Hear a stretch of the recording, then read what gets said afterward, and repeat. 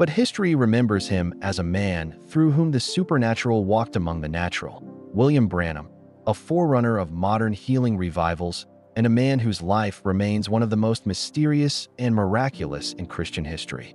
Born on April 6, 1909, in a small log cabin in the hills of Kentucky, Branham entered the world under unusual conditions. His family was extremely poor, and from birth, his life was marked by divine signs. His mother claimed that at the moment of his birth, a supernatural light hovered over the infant. Neighbors witnessed it. Many dismissed it as folklore, but it would not be the last time light would surround his life.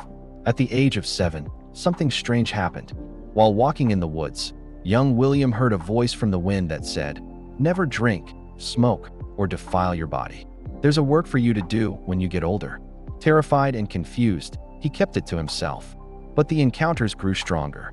As a teenager, he experienced visions, detailed glimpses of people, events, and futures that would come true with shocking accuracy. These weren't dreams. They were open revelations, seen with open eyes, often confirmed by witnesses later. Branham didn't grow up religious. In fact, he tried to run from the strange calling on his life. But after nearly dying in an accident, he finally surrendered to God and entered full-time ministry. And that's when the miracles began. In 1933, while baptizing converts in the Ohio River, a supernatural light appeared again, visible to hundreds. As Branham baptized the 17th person, a voice thundered from above. As John the Baptist was sent to forerun the first coming of Christ, your message will forerun his second coming. Newspapers reported the event. Witnesses were stunned. But for Branham, it was destiny unfolding. He began holding revival meetings, and crowds exploded. Not because of fame or flash, but because miracles happened. Blind eyes opened. Deaf ears were unstopped. Cancers vanished. Tumors fell off. The lame walked. Thousands flocked to hear this humble preacher who often dressed plainly and spoke softly, but carried a violent anointing of God's presence. He never took credit. Instead, he often said, "I can do nothing unless he shows me first."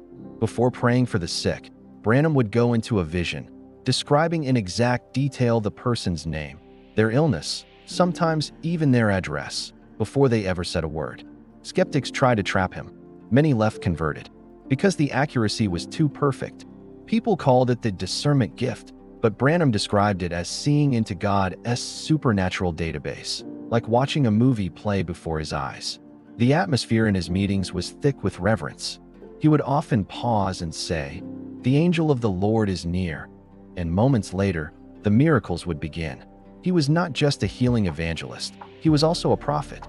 He gave accurate prophecies years before their fulfillment. In 1933, he saw visions of World War II, the rise of Adolf Hitler, the fall of Mussolini, and even predicted the invention of a driverless car decades before technology even imagined it. He also foresaw the moral decline of America, the rise of denominational confusion, and the coming of a bride revival, a pure church prepared for Christ's return. Despite the supernatural weight on his life, Branham remained deeply humble. He never built a megachurch. He lived modestly and pointed everything back to Jesus Christ.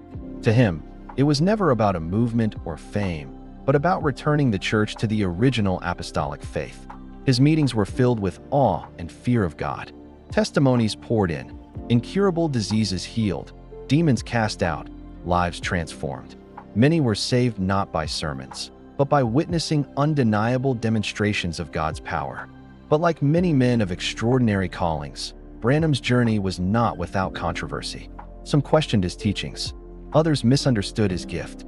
Toward the end of his life, he often warned of denominational systems that would drown out the Spirit's voice. He longed to see a bride of Christ, a people sold out to holiness, truth, and spiritual fire. In December 1965, tragedy struck. William Branham and his family were involved in a terrible car accident in Texas. Days later, on Christmas Eve, he passed away at the age of 56. His final words were a prayer. His voice was gone, but his message would echo for generations. To this day, millions around the world still read, listen, and study his sermons.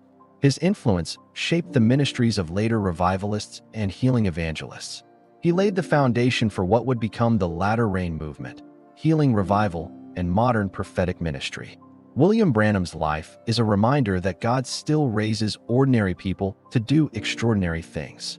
Through visions, healings, and a prophetic voice, he called a sleeping church to wake up and prepare for the return of the King. He often said, "The greatest of all miracles is to be born again." So let every sign, every healing, and every vision lead us back, not to a man, but to the one he always pointed to, Jesus Christ. The supernatural wasn't just a moment, it was a message, and that message is still alive today.